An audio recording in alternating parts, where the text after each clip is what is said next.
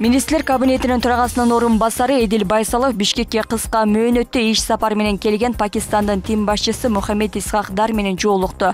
Сүйлөшүүнүн жүрүшүндө тараптар түзүлгөн өкмөттөр аралык байланыштын аркасында акыркы окуялар эки өлкөнүн достук мамилесине доо кетире албастыгын билдиришти.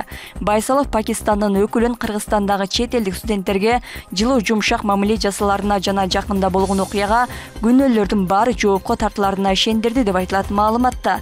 Тараптар пикир алмашып, маданий, гуманитардык жана соода-экономикалык чөйрөлөрдө кызматташтыкты бекемдөө боюнча бир катар белгилешкен кадамдарды жасашты. Маалыматта ошондой эле эмгек миграциясы маселелерин мамлекеттер аралык жөнгө салуу зарылчылыгын талкуулашкан.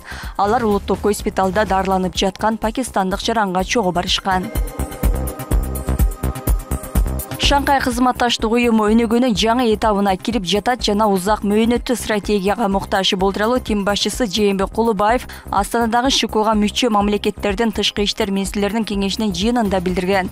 Тимдин маалымат кызматы билдиргендей, министр ШКнун татаал глобалдык жана регионалдык жагдайда өнүгүүнүн жаңы этабына кирип жаткандыгын, пайда болуп жаткан чакырыктарга жана коркунучтарга каршы турууда уюмдун потенциалын пайдалануу үчүн узак мөөнөттүү стратегияга муктаж экендигин белгилеген. Ушуга байланыштуу кыргыз тарап ШКнун 2035-жылга чейин өнүктүрүү стратегиясын кабыл алуусуна маани берди деп айтылат маалыматта.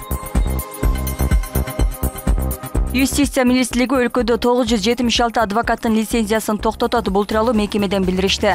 Ага ылайык министрлик адвокаттык лицензияларды статусу жөнүндөгү маалыматтарды системалаштыруу жана актуалдаштыруу боюнча иштерди жүргүзүүдө. Адвокаттык ишмердүүлүк жүргүзүүгө 976 лицензияны токтотуу маселеси каралды. Анда адвокаттык этика жана мыйзамдардын талаптарын сактоо маселелери иликтенет деп жазылат маалыматта.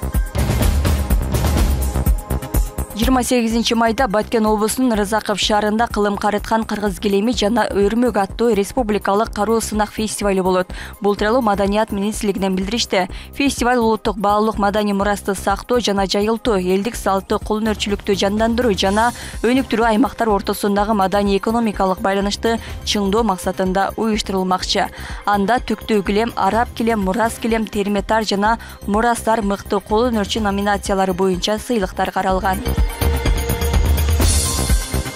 21 майга карата Токтогул суу сактагычында суунун көлөмү 9 миллиард 19 миллион куб метрди түздү. Маалыматка ылайык, суунун агып келиши секундасына 1594 куб метрди түзсө, суунун керектөө секундасы 144 куб метрди түзүүдө.